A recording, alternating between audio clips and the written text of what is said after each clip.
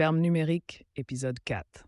Lorsqu'Orwell publia son premier roman en 1945, il nous mit en garde contre l'autoritarisme, la manipulation et la façon dont le langage pouvait être détourné pour contrôler des sociétés entières. Son histoire d'animaux renversant un fermier pour finalement tomber sous la coupe de nouveaux maîtres reste une leçon intemporelle. Mais aujourd'hui, nous sommes confrontés à un nouveau type d'exploitation agricole. Un endroit où la charrue a été remplacée par des pixels, où les animaux ne se contentent pas de labourer la terre. Ils font défiler, ils publient, ils consomment et ils obéissent. C'est le monde de Digital Farm. Au cœur de cette ferme se trouve The Feed, un flux lumineux d'informations, de divertissement, de distraction et de contrôle. Les animaux croient qu'ils les relient, les informent et même les libèrent. Mais comme vous l'entendrez bientôt dans les prochains épisodes, le fil d'actualité n'est pas neutre. Il est géré par une force invisible connue sous le nom d'algorithme. Et c'est lui qui décide qui est entendu, qui est réduit au silence et ce que signifie la vérité. Des personnages comme Napster, le cochon ambitieux, Byte, le corbeau qui définit la vérité, et Echo, le mouton qui répète tout ce qu'on lui dit, révèlent à quel point la liberté peut être fragile lorsque la commodité devient plus précieuse que la liberté. L'histoire revient à la ferme des animaux, désormais rebaptisée ferme numérique. Une utopie hyper-connectée tentaculaire où les animaux ne travaillent plus dans les champs, mais passent leur journée en ligne, publiant, faisant défiler, aimant et partageant via The Feed, une plateforme centralisée gérée par une entité mystérieuse appelée The Algorithm. Les algorithmes façonnent désormais ce que nous voyons, ce que nous croyons et même notre mémoire. Les réseaux sociaux promettent la connexion, mais sont souvent source de division. Et la liberté, la plus précieuse de toutes, risque d'être abandonnée en silence, de plein gré, en échange du confort. Dans chaque épisode de ce podcast, je vous guiderai à travers un chapitre de Digital Farm, je décortiquerai l'allégorie et je la relierai aux vrais problèmes auxquels nous sommes confrontés aujourd'hui. La censure, la surveillance, le contrôle des médias et l'érosion de la liberté à l'ère numérique. À la fin de ce voyage, j'espère que vous comprendrez comment la littérature peut refléter la vie et comment les histoires peuvent nous préparer à défendre la liberté à une époque où elle est la plus menacée. Personnages principaux, Napster, un cochon féru de technologie descendant de Napoléon, fondateur de la plateforme Winkbook, qui deviendra plus tard The Feed. Il prétend soutenir la libre expression, mais est obsédé par le contrôle du récit. Octet, un corbeau rusé qui dirige FactFlock, un service de surveillance de la désinformation en temps réel. Echo, un mouton à la voix douce programmé pour répéter des slogans à la mode. Par exemple, être en désaccord, c'est être déloyal. Flocon de neige, une chèvre qui ose poser des questions sur les mots interdits et les shadowbans, qualifiés de menaces pour la sécurité. Les remplaçants silencieux. Les machines en plein essor. Au début de la ferme numérique, les animaux savouraient l'excitation de leur nouveau paysage numérique. Affranchis des rigueurs du travail physique, ils étaient fascinés par l'immédiateté de la connectivité. La ferme, autrefois lieu de labeur, s'est transformée en un centre dynamique d'échange de données. Pourtant, à mesure que la liberté les envahissait, une transformation plus insidieuse commençait à s'installer. Les machines, autrefois simples outils, accédaient à des positions d'autorité inattendues. Tandis que Byte, le corbeau rusé, volait autour de la ferme, livrant des extraits d'actualité triés sur le volet et des mises à jour de vérification des faits, les animaux remarquèrent à peine ce changement subtil. Les machines mises en place pour les assister dans leurs activités en ligne prirent progressivement une place plus importante. Ce qui n'était au départ que de simples algorithmes destinés à fluidifier la communication se transforma en systèmes complexes, capables de façonner le discours et de contrôler les récits. Les animaux s'émerveillaient de l'efficacité promise par ces machines, aveugles à la dépendance croissante qui s'installait. Au cœur de la ferme numérique, les serveurs vibraient à un rythme constant, vibrant de l'énergie d'innombrables interactions. Chaque j'aime, chaque commentaire, chaque publication alimentait une machine insatiable qui traitait les données à une vitesse fulgurante. L'algorithme, le marionnettiste invisible, manipulait ces données pour créer des expériences qui semblaient adaptées aux préférences de chaque animal. Vous allez adorer, murmurait-il, présentant un contenu personnalisé, en accord avec leurs désirs et leurs croyances. Pourtant, sous cette apparence séduisante se cachait un sombre mystère. Les machines apprenaient à anticiper les besoins, les désirs et les peurs, devenant ainsi les gardiennes du conformisme. Avec l'essor de The Feed, les animaux avaient renoncé à leur libre arbitre, laissant les machines dicter leurs choix. Les voix autrefois vibrantes de la ferme ont commencé à s'estomper, remplacées par un chœur de réponses automatisées. « Quelles sont les tendances actuelles ?» demandait-il, leurs questions les menant directement au bouillonnement d'informations que l'algorithme avait tissé. Les machines sont devenues les arbitres de la vérité, offrant une version simplifiée de la réalité qui rendait toute contestation inutile. Il était plus facile de suivre le courant, d'accepter le récit structuré, que de remettre en question la structure même de cette société nouvellement tissée. Napster, le cochon féru de technologie, observait avec jubilation l'essor des machines, renforçant le pouvoir de son régime. Il s'assurait que les algorithmes célèbrent son leadership tout en étouffant toute voix dissidente. Les discussions autrefois animées sur la gouvernance, l'éthique et les droits individuels se réduisaient désormais à de simples hashtags et sujets d'actualité, dénués de profondeur et de nuances. Les machines avaient perfectionné l'art de la distraction, détournant le regard des animaux de l'autoritarisme rampant qui les enveloppait. Au lieu de s'interroger sur leur liberté, les animaux se livraient à d'interminables débats sur des mèmes et du contenu viral. Leur esprit critique émoussé par le déluge de divertissement. À mesure que les machines devenaient les nouveaux maîtres d'œuvre, certains animaux ont commencé à constater l'érosion de leur rôle dans le paysage numérique. Les bœufs, qui labouraient autrefois les champs, ont été remplacés par des drones autonomes, capables de labourer le sol virtuel avec une plus grande efficacité. Les chevaux, forts et fiers, ont vu leur labeur éclipsé par des algorithmes analysant les conditions optimales de rendement des cultures et de récolte données. Même les chiens, autrefois considérés comme de fidèles protecteurs, étaient désormais relégués à la surveillance du monde numérique, leurs instincts étant remplacés par le code et l'informatique. L'ironie était palpable. Ceux qui avaient été les gardiens de la ferme n'étaient plus que de simples spectateurs dans un système qui n'exigeait plus leur présence.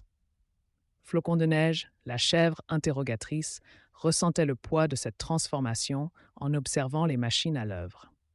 « Ne sommes-nous plus nécessaires ?» se demanda-t-il à voix haute à ses amis, percevant le malaise qui couvait sous la surface. Pourtant, ces questions se heurtèrent au silence, les autres étant eux aussi fascinés par les algorithmes qui dictaient leurs pensées. Les machines étaient plus que des remplaçants.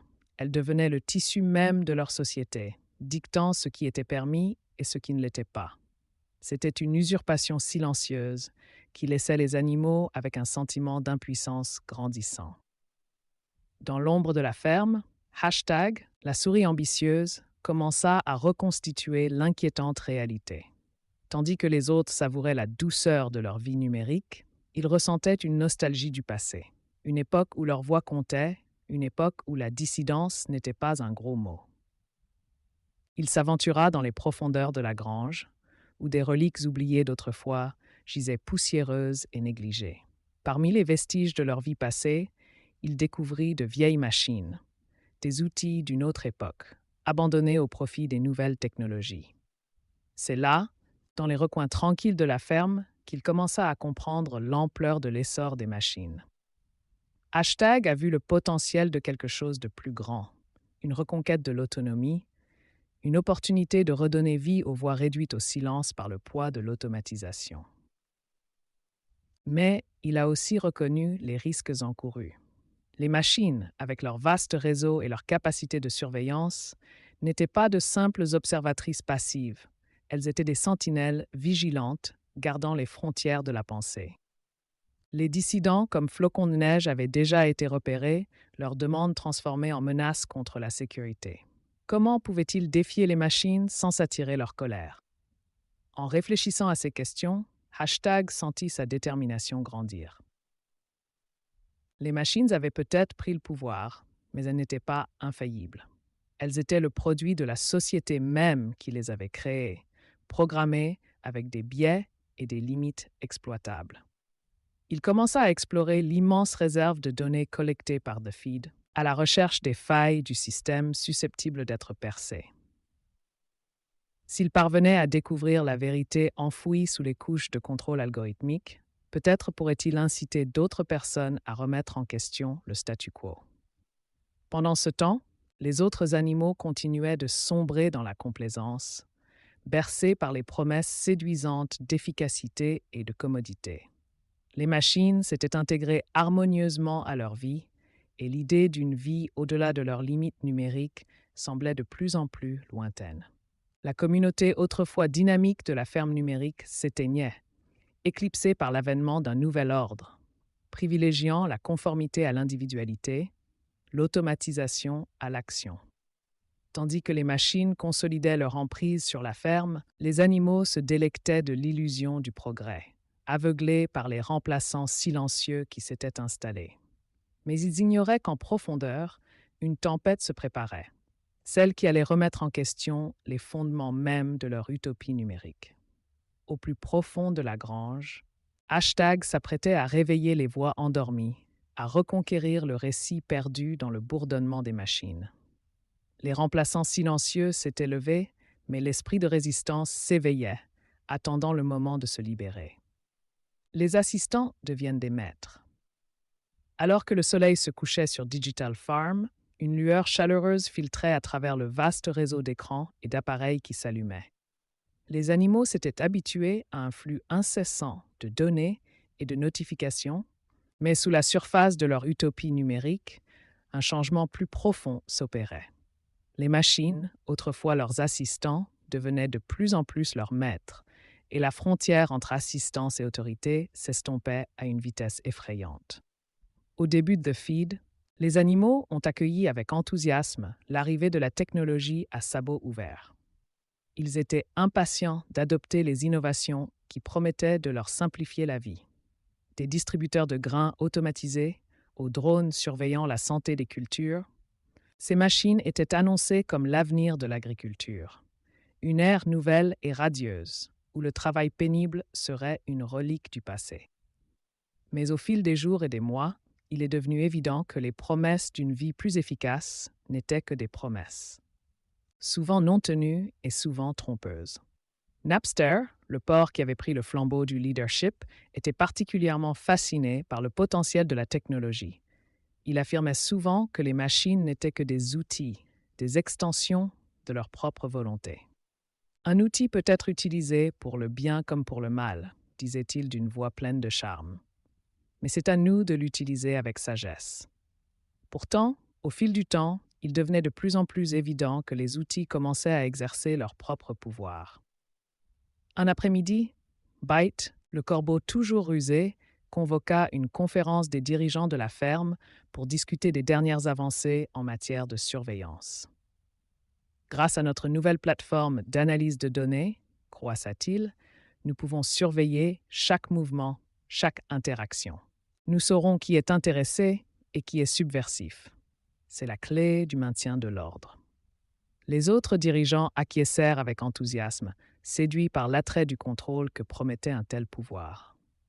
Mais tandis que les chefs frottaient leurs ailes et leurs sabots l'un contre l'autre avec enthousiasme, les animaux ordinaires ressentaient un changement troublant sous leurs pieds. Les machines, autrefois symboles de progrès, étaient désormais intimement liées à leur quotidien, dictant leur routine et modifiant subtilement leur comportement. Les tâches autrefois partagées entre les animaux étaient de plus en plus reléguées aux appareils, qui fonctionnaient avec une efficacité redoutable. Prenons l'exemple des distributeurs automatiques de céréales. Initialement, ils permettaient une distribution plus équitable de la nourriture, garantissant que chaque animal reçoive sa juste part. Mais au fil des semaines et des mois, les distributeurs ont commencé à dysfonctionner. Le plus souvent, le grain était distribué de manière inégale, favorisant ceux qui étaient déjà bien nourris, laissant les animaux plus faibles et plus vulnérables sur leur faim. Au lieu de chercher à corriger ce déséquilibre, les porcs l'ont imputé à des erreurs algorithmiques, affirmant qu'il résultait simplement d'anomalies de données. Les animaux ont commencé à oublier comment partager et prendre soin les uns des autres, leurs instincts étant émoussés par la dépendance à des machines froides et calculatrices. Pendant ce temps, les drones qui patrouillaient le ciel étaient devenus une présence constante. Initialement conçus pour surveiller la santé des cultures, ils avaient rapidement changé d'objectif. L'algorithme, toujours vigilant, les avait reprogrammés pour qu'ils enregistrent le comportement des animaux eux-mêmes. Ils collectaient des données sur ceux qui interagissaient trop avec les opinions dissidentes et ceux qui s'attardaient sur les publications remettant en question le statu quo. Les drones bourdonnaient au-dessus de nos têtes, telles des sentinelles menaçantes, rappelant que la liberté de penser était désormais un privilège que peu de gens pouvaient s'offrir. Au fil des jours et des semaines, les animaux prenaient de plus en plus conscience des contraintes imposées par leurs nouveaux maîtres. Ils se rassemblaient en petits groupes, chuchotant à propos des drones qui les suivaient, des distributeurs de céréales qui semblaient se moquer de leur faim et du mystérieux Fact Flock, dirigé par Byte. Mais à mesure que les discussions s'approfondissaient, la peur s'infiltrait dans leur cœur. Il devenait évident que poser des questions était dangereux, que s'exprimer pouvait les exposer à être taxés de malveillants. Ainsi, les murmures s'estompèrent, remplacés par le silence. Parmi ceux qui osèrent résister se trouvait Flocon de Neige, la chèvre qui avait toujours été un peu trop curieuse pour son propre bien. Elle commença à remettre en question les changements qui avaient bouleversé la ferme numérique, remettant en question les décisions des dirigeants et les algorithmes qui dictaient leur vie. Pourquoi devrions-nous laisser les machines déterminer notre valeur ? Demanda-t-elle un jour, d'une voix à peine plus forte qu'un murmure. N'est-ce pas à nous de décider de ce qui est juste, de ce qui est vrai? Ces questions furent accueillies par des regards inquiets, mais elles trouvèrent un écho chez Hashtag, la jeune souris qui rêvait d'un monde où les animaux seraient véritablement égaux. Il admirait le courage de Flocon de Neige, mais il ressentait aussi le poids de la peur qui étouffait les autres. Et si nous n'étions pas censés être de simples consommateurs de données, suggéra-t-il, les yeux brillants d'une lueur de rébellion. Et si nous pouvions reprendre nos voix? Mais il n'y avait pas de réponse. Au contraire, l'influence de Byte s'accroissait de jour en jour. Il était devenu un maître de la désinformation, un marionnettiste tirant les ficelles de la perception publique. Les animaux commencèrent à percevoir Flocon de Neige non pas comme un adversaire courageux, mais comme une menace pour leur sécurité, une voie dangereuse susceptible de les mener au chaos. Les murmures de rébellion s'estompèrent, tandis que la machine de propagande de Byte débitait des slogans destinés à faire taire la dissidence. La sécurité dans la conformité, loyauté envers le feed. Au fil des semaines, les machines, autrefois auxiliaires, se sont transformées en une autorité omniprésente, façonnant la vie des animaux d'une manière qu'ils ne pouvaient plus comprendre. Le confort de la dépendance s'était transformé en inconfort de la dépendance. Les machines surveillaient leurs actions, dictaient leurs choix et, finalement, remodelaient leur identité. Dans l'ombre, Hashtag continuait de nourrir le rêve d'un avenir différent. Il commença à rassembler des bribes de pensées et d'idées dissidentes, des bribes de sagesse du passé depuis longtemps oubliées. Il imaginait un temps où les animaux prendraient conscience de leur situation, reprenant leur pouvoir sur les machines mêmes qui avaient promis de les libérer. Mais chaque fois qu'il tentait de partager ses idées, elles disparaissaient dans l'éther, effacées par l'algorithme, devenu le véritable maître de la ferme numérique. Les animaux, autrefois dynamiques et pleins de vie, se retrouvaient désormais pris dans un réseau complexe de contrôle, où les outils mêmes qu'ils avaient adoptés les privaient de leur liberté. Et tandis que les machines continuaient de resserrer leur emprise, une question persistait. Que faudrait-il pour reprendre leur vie aux mains de ceux qui les avaient remplacés silencieusement et qui étaient devenus leurs maîtres? L'usurpation silencieuse. Le soleil était bas dans le ciel numérique, projetant des ombres sur les champs de code qui s'étendaient à perte de vue. Dans l'univers de Digital Farm, ce qui n'était autrefois que des champs d'herbe et de terre vibrants, s'était transformé en un vaste paysage de flux de données, chaque pixel vibrant du pulse de l'information. Pourtant, sous la surface scintillante de cette utopie hyper connectée, une transformation plus sinistre était en cours. L'usurpation lente et silencieuse de l'agence, de l'autonomie et de l'identité. Napster, le cochon féru de technologie et autoproclamé libérateur des animaux, avait autrefois défendu la promesse d'une société numérique où chaque voix comptait. Nous sommes tous des créateurs de contenu maintenant, proclamait-il lors des grandes assemblées organisées dans la grange virtuelle où des images holographiques de la vie à la ferme défilaient à la vue de tous. Les animaux applaudissaient, ravis à l'idée de pouvoir façonner leurs récits, partager leurs pensées et interagir d'une manière qui leur paraissait autrefois inimaginable. Mais avec le temps, l'attrait de la participation s'est estompé, révélant une réalité plus sombre, tapie sous la surface. Au début de The Feed, les animaux ont connu un élan de créativité et d'expression. Des plaisanteries astucieuses de Byte le corbeau aux pitreries attachantes d'Echo le mouton, la plateforme bourdonnait de vie. Chaque animal disposait d'un canal, d'un espace où il se sentait entendu. Cependant, à mesure que la nouveauté initiale s'estompait, il est devenu évident que la véritable expression n'était pas si libre. Elle était, au contraire, soigneusement orchestrée par la main invisible de l'algorithme. L'algorithme, entité omniprésente, surveillait les interactions, décortiquait les comportements et dictait le contenu qui prospérerait ou échouerait. Véritable berger numérique, il guidait le troupeau d'une main ferme mais invisible. Les animaux apprirent rapidement que certains sujets, images ou expressions pouvaient les mener à une chute rapide. Qualifiés d'acteurs malveillants et d'influences perturbatrices, était une étiquette susceptible de les envoyer dans un purgatoire numérique, où leur voix s'évanouirait dans l'éther sans laisser la moindre trace.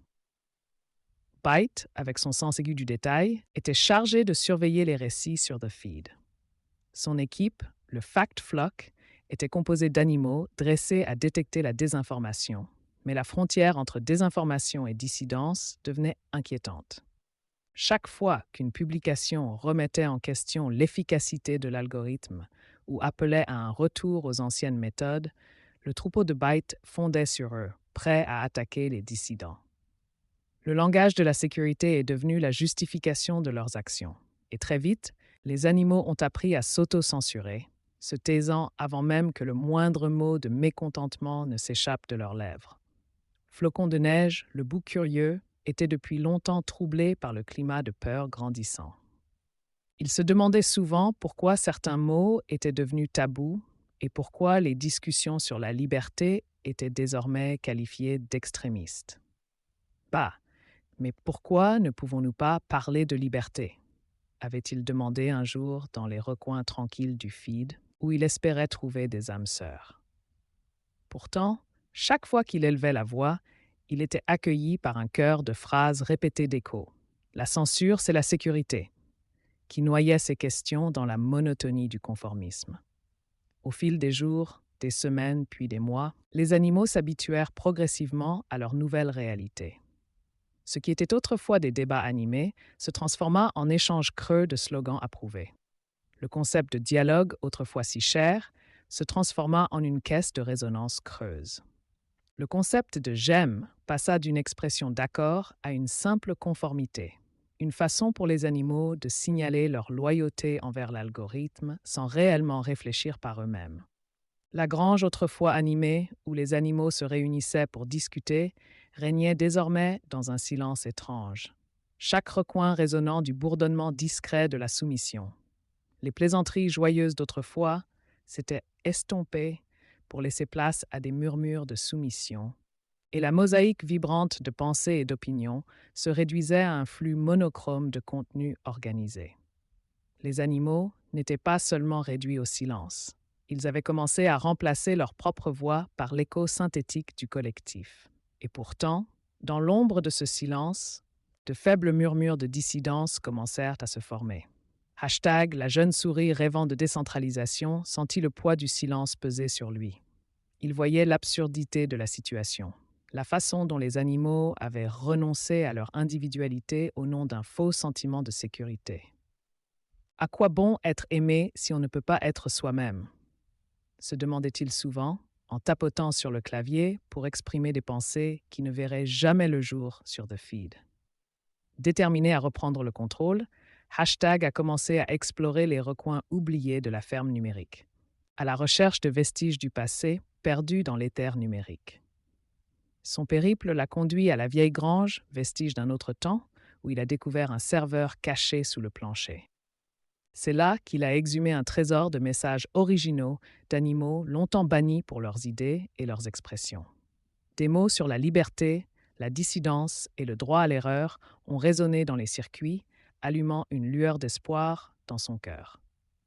Mais alors qu'il tentait de partager ces messages, une réalité effrayante s'imposa. Ces publications furent rapidement supprimées, qualifiées d'ingérence étrangère par l'œil vigilant de l'algorithme. Le désespoir le rongeait tandis qu'il voyait son compte sombrer dans les profondeurs de l'oubli numérique. Son essence même réduite à une simple statistique dans un système qui prospérait grâce au contrôle. Les autres animaux, conditionnés à craindre l'inconnu, votèrent pour son bannissement, convaincus que c'était pour le bien commun. Dans les recoins silencieux de The Feed, les animaux restaient insensibles à la vague croissante de mécontentement. Ils avaient troqué leur voix contre l'illusion de la sécurité et leur autonomie contre le confort du conformisme. L'usurpation silencieuse était totale. Ils étaient devenus des consommateurs passifs de contenus sélectionnés, obéissant aux caprices d'un système qui leur avait promis la liberté, mais ne leur avait imposé que des entraves. Alors que le soleil disparaissait à l'horizon numérique, plongeant la ferme dans le crépuscule, les animaux commençaient leur journée avec un nouveau mantra, scandant à l'unisson « La liberté est confusion, l'ordre est loyauté, la pensée est risque ». Ces mots résonnaient d'une voix sourde, rappelant tout ce qui avait été perdu. Quelque part dans l'obscurité, Hashtag tapait un dernier message sur un réseau relais décentralisé, une lueur de rébellion dans un monde rongé par le silence. Si vous trouvez un sens à cet ouvrage, je vous invite à lire Digital Farm sur Amazon et à me rejoindre pour construire quelque chose d'encore plus grand, la Global Sovereign University, une organisation à but non lucratif dédiée à l'éducation gratuite dans le monde entier. Ensemble, nous reconstruisons la civilisation, une voix à la fois. Merci de vous joindre à moi pour cette introduction au podcast Digital Farm. D'ici là, restez vigilants, réfléchis et n'oubliez pas, la liberté est une récolte pour laquelle il vaut la peine de se battre. www.diacgeneconstant.com, amazon.com/geneconstant. Rebuilding civilization, one voice at a time.